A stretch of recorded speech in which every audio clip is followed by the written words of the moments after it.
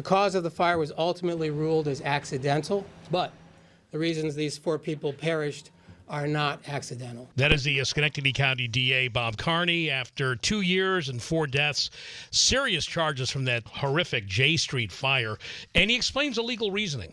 We're not saying that these individuals wanted these people to die, only that they created or allowed to exist a hazardous condition which is directly causally related to the deaths that occurred in the building. And we're joined now by legal analyst, managing attorney from Martin, Harding & Mazzotti, Dan D'Agostino. Dan, how are you today? Yeah, I'm doing well. Good morning, Chuck. How are you? Good. Thanks for joining us. So, this is, there's so many legal layers to this, but manslaughter cases, you have an employee of the city in the codes department and also a building manager. Is this kind of a thing unusual, do you think? Well, it is. First of all, it's just a horrific situation. And it is unusual in the sense that, you have that two layers of things. You have not only an individual managing a building, but you do have somebody who's employed by the city or the county involved in you'd say a crime together. And from that sense, you are going to have probably lots of different witnesses involving, prior history of the building, as well as, what went on that day before the incident when the inspector allegedly was in there looking at the fire alarm system. It seems like it was more than just neglect, because there were some tenants who had complained to the building manager that,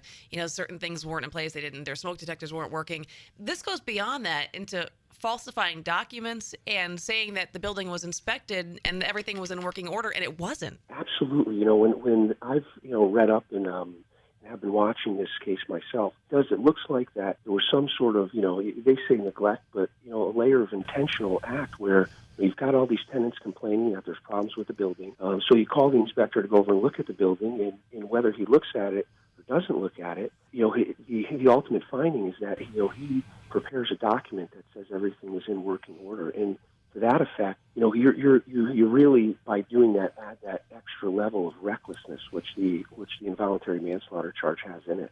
Now, in order to get a conviction on this, what would the prosecutor have to prove? That there was intentional, misleading by falsifying the information, or that what road do they have to go down to prove the charges? There's a couple different charges here. With regards to the involuntary manslaughter, they're going to have to show that both of their acts, or whether it's both that are convicted or one, where they acted recklessly. And what that means is they were aware of a condition and they consciously disregarded it. And in doing so, they caused harm to others. And in this case, based on the evidence I see so far, it seems pretty clear that both the property manager as well as the employee of Schenectady, they knew that there was a condition there. They were aware of it, and for whatever reason, one way or the other, they turned and looked away. With regards to the other charge, which is, they've both been charged with criminally negligent homicide, it's a little bit different there, where they have to show, by virtue of them, doing something, or in this case, failing to do something,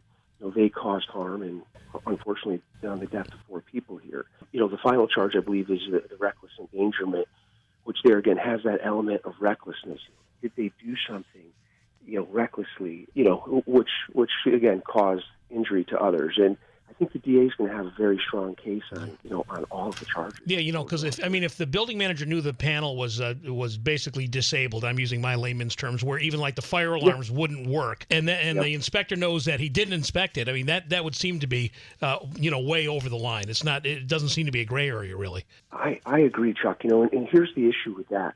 There's a couple of alternatives there, and that's the thing that bothers me with what happened here is if they go in and they see, hey, the fire alarm's not working, there's options. They can do 2 things. They can call somebody in to come fix it, and while they're waiting for someone to fix it, they can, have what they call as a fire watch.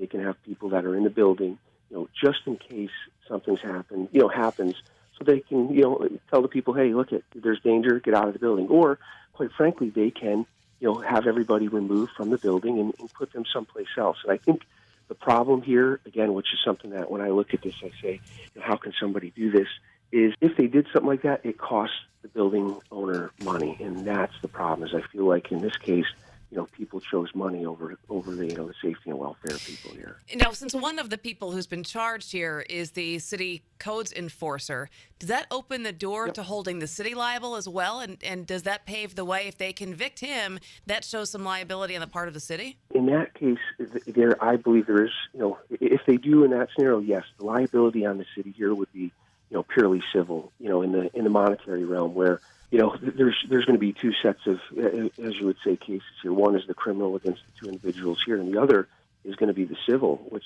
these families will be seeking money damages not only against the two defendants here, but against the city as well. WGY legal analyst, managing attorney for Martin Harding and Mazzotti, Dan D'Agostino. Hey, Dan, thanks. Appreciate the time and the insight. Hey, thank you for having me. I appreciate it. You take care. For having me.